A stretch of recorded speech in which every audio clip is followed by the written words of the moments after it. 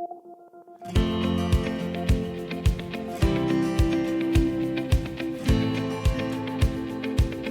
peut absolument dire que c'est un enjeu majeur.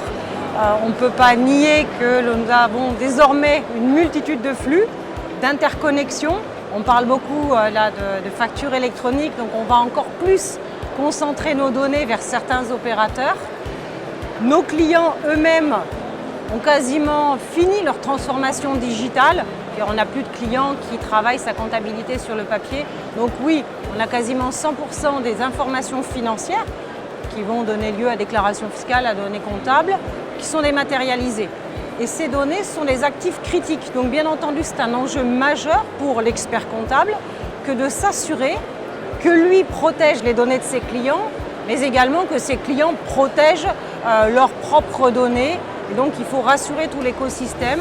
Et moi je considère qu'aujourd'hui, tout bon expert comptable doit avoir un socle minimum de compétences, de connaissances en matière de cybersécurité, ne serait-ce que pour assurer la sécurité des données qu'on traite et donc rassurer ses clients et éviter un problème réputationnel.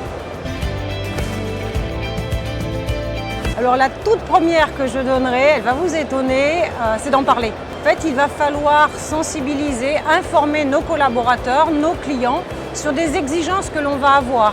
Par exemple, dans mon cabinet, j'interdis d'envoyer ou de recevoir des documents en pièces jointes de mail, par exemple un RIB. Et donc ça, forcément, un client, il peut ne pas comprendre. Et donc, je vais lui expliquer pourquoi c'est dangereux pour lui que de transmettre ce type d'informations par mail.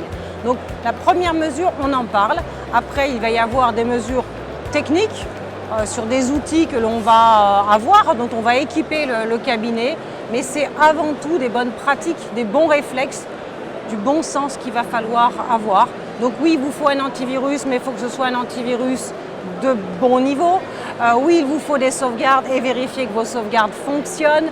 Oui, il va falloir contrôler les activités sur Internet, avoir un gestionnaire de mots de passe pour éviter d'avoir des mots de passe qui soient trop faibles.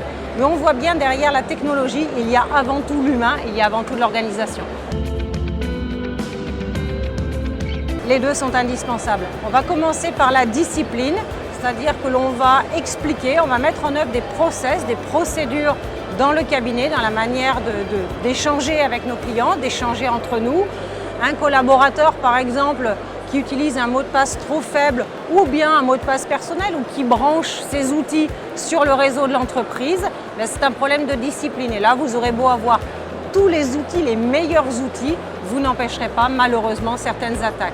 Alors, cette discipline humaine, elle ne sera pas suffisante si vous n'êtes pas équipé de bons outils de cyberdéfense. Maintenant, on parle beaucoup d'intelligence artificielle.